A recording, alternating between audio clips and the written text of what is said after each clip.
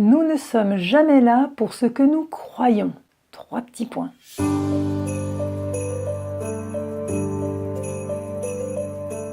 Bonjour et bienvenue, c'est Carmen Perra de Mandala Vivant.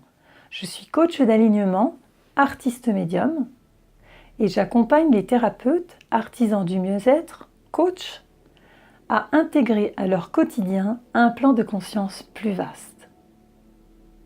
Nous ne sommes jamais là pour ce que nous croyons. Voir au-delà du voile des apparences. Laisser filer les situations pour que la réponse vienne. Que le trésor caché se révèle. Alors nous verrons tout cela tout à l'heure, mais j'ai envie de commencer par vous témoigner une aventure qui m'est arrivée en janvier 2015. En janvier 2015, pour un séminaire professionnel, je me rends à Bruxelles avec une amie qui propose un covoiturage.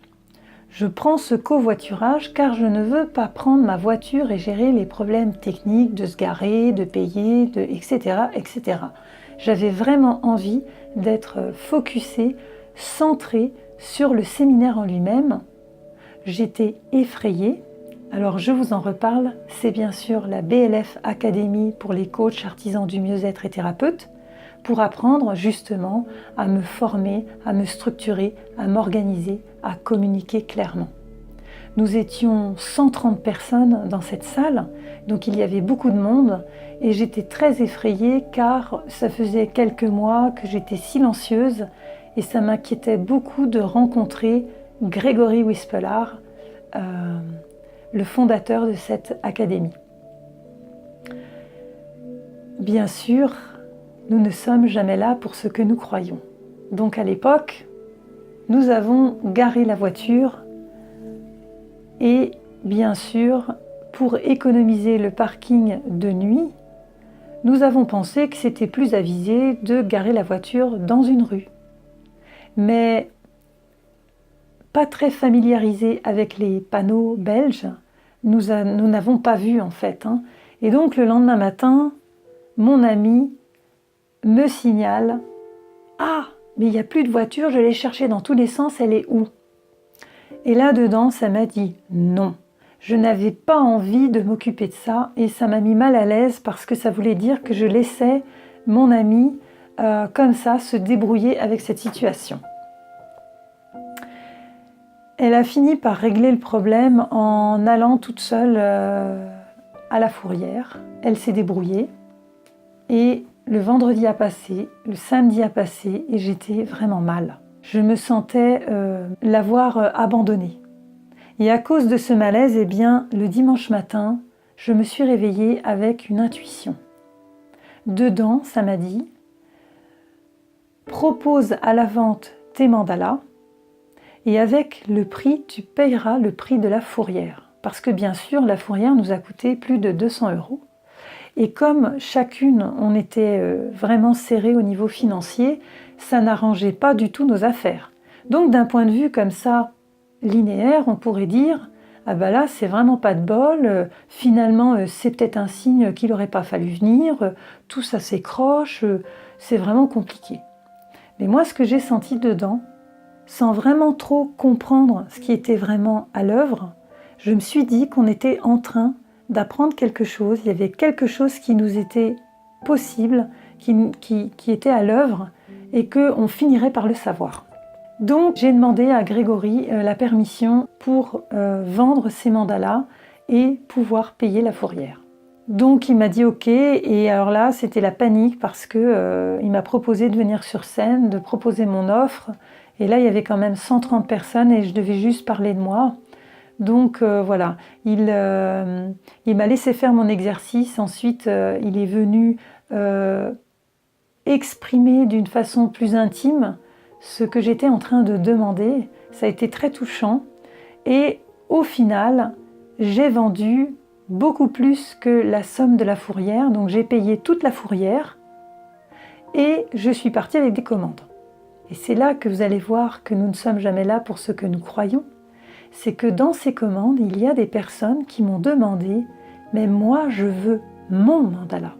Puisque les mandalas que je présentais à ce moment-là étaient des mandalas que j'avais faits sur des thèmes génériques.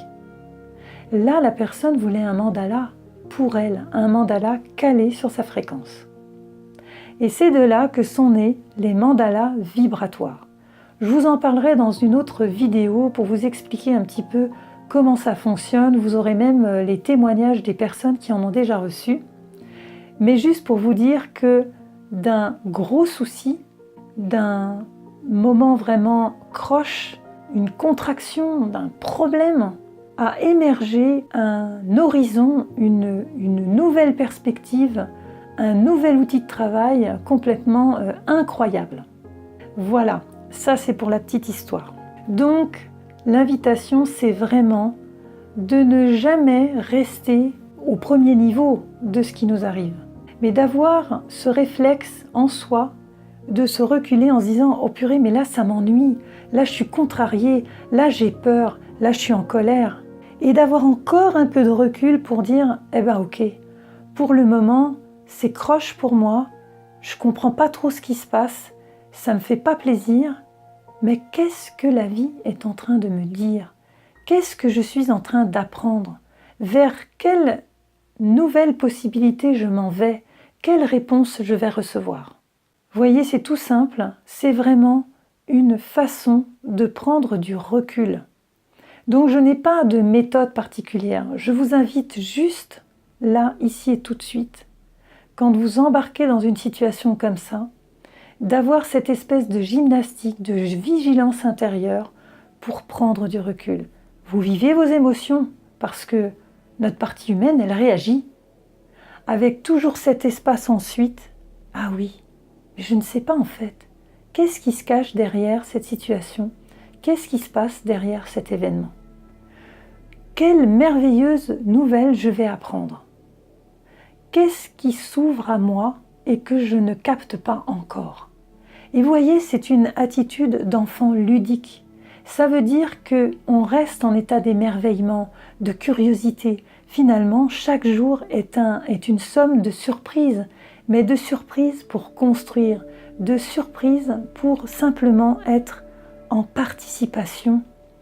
À ce moment-là, vous n'êtes plus en train de subir l'existence, mais vous êtes en train de carrément y contribuer, y participer. Et les coachs, thérapeutes, artisans du mieux-être n'échappent pas à cela puisque nous avons cette part humaine. Et voyez-vous, l'avantage de cette façon de faire, c'est qu'il n'y a plus de réflexion intellectuelle.